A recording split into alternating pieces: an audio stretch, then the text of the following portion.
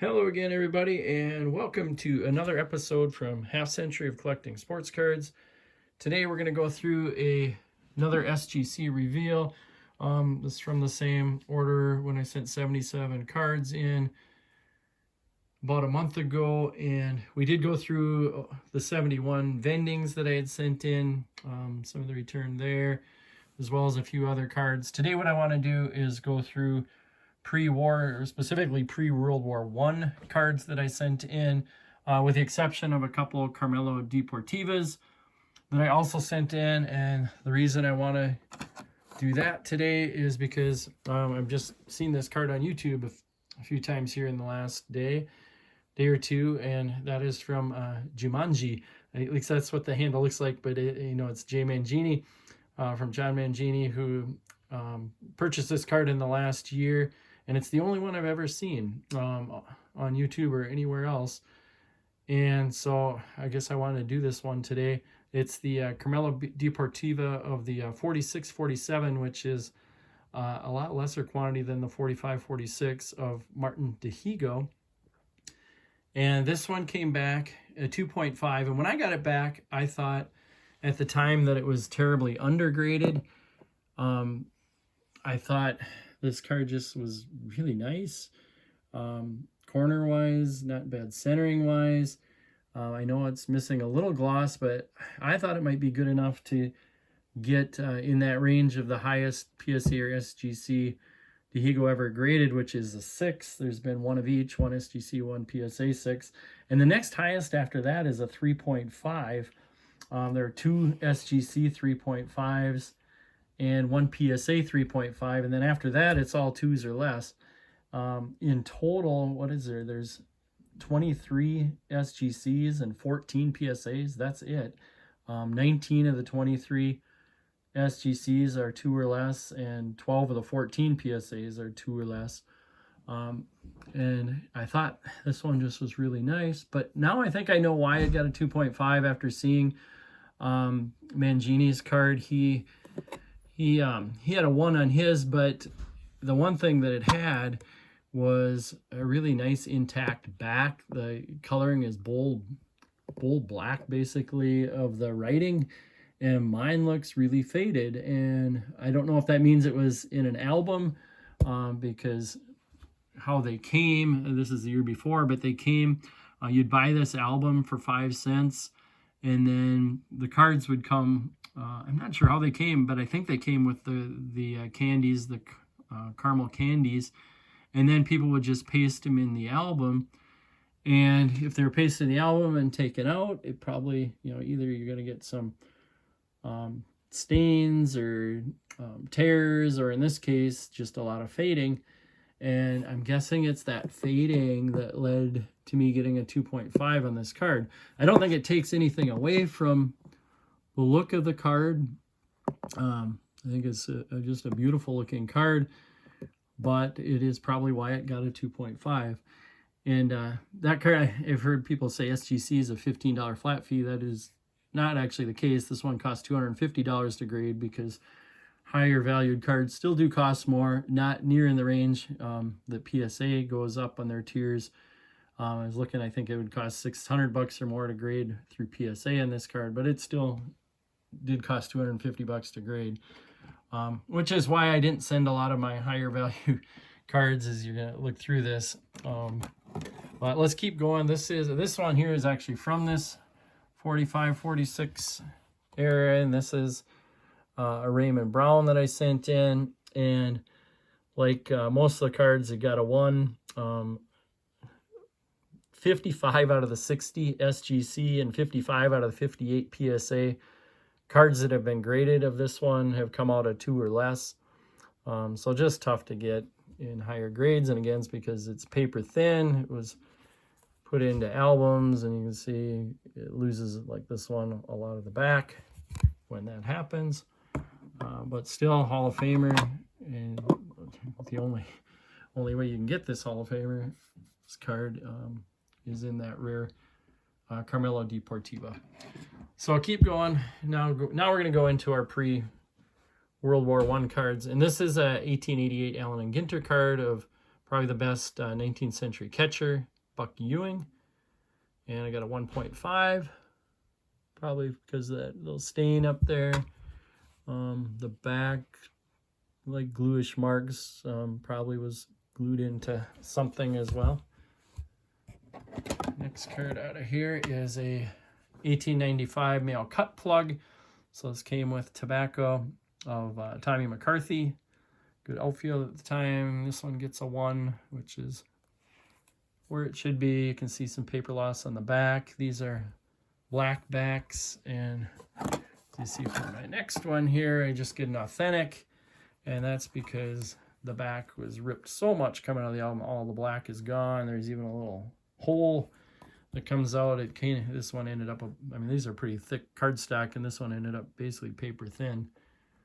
So Hugh Duffy was a great center fielder, manager for a while. Next card out of here is in the Fan Craze. So this is the 1906 Fan Craze. And this is Joe McGinnity, who usually was the #2 pitcher on that New York Giants team next to Christy Matheson. The National League cards had a red back from the Fan Craze. And as you can see from the next card I got here of Jimmy Collins, the American League had a blue back. But they were kind of like playing cards, and then you play a game. This one was a ball. You can see the Fan Craze here was a strike. This one gets a 2. It's got a lot of staining. A little paper loss on the back, but a cool card of one of the best third basemen of all time, who was a player manager at this time of his career in 1906 for the Red Sox, and he actually got fired towards the end of that season as their team lost over 100 games. Next, we got a few T206s, one of my favorite sets. This is Hall of Famer Fred Clark from the Pirates, and I got a 3, which I thought is pretty nice for a T206. Get a little crease down there, but otherwise super color. Of his sweet caporal back, nice back. Gets a 3. Next one out of here, we got a wee Willie Keeler. Really good hitters. And a little staining there, gets a 2. Back of that card. A little stained up there off center, but Piedmont variety gets a 2, so nice card. Next, we got a 4 for a T206, which I think is pretty nice. And this is when I did my all-time best shortstops. He was on my top 10. This is George Davis. Was a really good fielder and a good hitter as well. So to get a 4 out of that card, very happy with that. Nice coloring. Off-center back. That's 1910. I like how they defined them as, I always just know them as 09 to 11s, but one was an 09, there's a 10, a 10. This next one here is also a 10. This is one that when you just look at the front, you think it's higher than a 2.5. It's a Clark Griffith. Really nice colors there on the front. Good registration. Centered well, but the reason it gets downgraded is because there was some tape on the back, so a tape mark with a little off-center Piedmont back. So cool T206. Then we got another T206. This is Nat Lajoie, who made my all-time list on the top second baseman. He was in the top 5 too. I can't remember exactly where he was, but when I made that video, this gets a 1.5. Again, for a 1.5, I think just beautiful registration. Sweet caporal, nice back, little staining. But otherwise, nice card. And then we got some T205s that I sent in, one of my favorite sets. The gold borders, I think, just make the cards look so nice, and the colors just look so vibrant on those cards. So Zach Wheat. The Brooklyn, not yet the Dodgers, but the Superbas. You can see all that stamping and stuff somebody did on the back in the time, which probably brought it down to a 1, even though maybe even the front deserved a 1. But